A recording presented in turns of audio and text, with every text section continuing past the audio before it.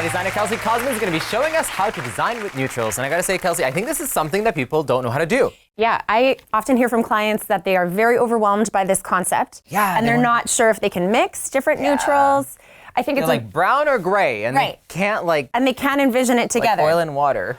But I think that's a really common misconception that you cannot combine the two, right? Yeah, and I think a great space always combines. It's more eclectic. That's where you get that designer look, right? Right, and it feels more personal, right? Because then you can actually choose items that you really love instead of just venturing towards one kind of color direction. Yeah. And we're seeing that a ton in fashion, right? Like the combination of brown and black together. Well, just not in men's fashion, because if I was wearing a brown belt with some black shoes, someone would just that would be an exception. But often in ladies' bags and boots, you'll see the combination of brown and black, and you it guys looks can do great. whatever you want. We're just like, we're very much in a box. There's more rules for you. Yeah, there's a lot more rules. So as you can see with the display, we pulled inspiration from the rug. So that was kind of our starting point. You can see, I love it, right? Lots of movement, visual interest with the modern floral pattern. And I think a lot of people can like have that takeaway of, understanding that if you can find it in a piece of, fabric or in a rug, and these things are going together, then use it, right? And then kind of build off of that and pull colors from that kind of starting point, right? Exactly. Cool. So as you see, lots of like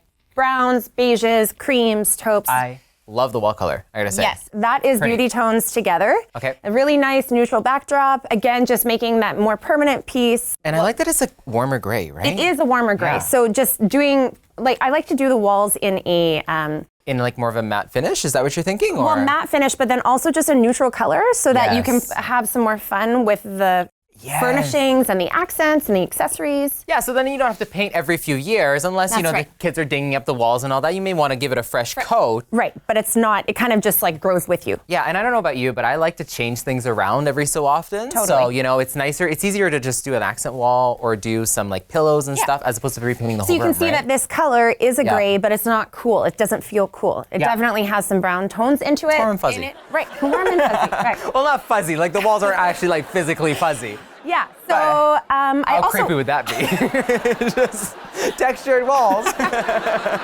So as you can see, we pulled different colors from the rug into the cushions on the couch, right? Yeah. So just having some fun with different textures and colors.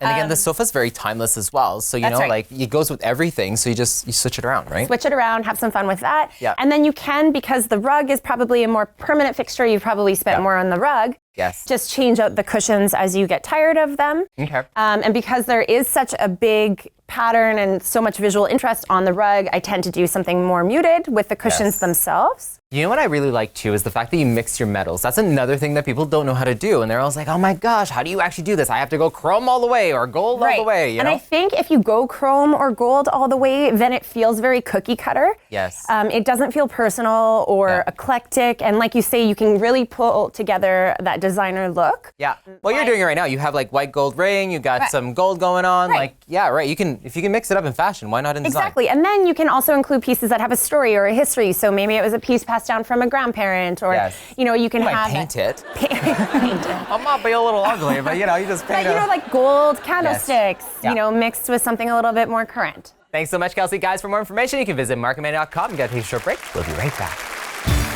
Thanks for watching The Mark and Mandy Show. Like our video by clicking below and subscribe to our YouTube channel. You can also connect with us on Twitter, Facebook, and Instagram.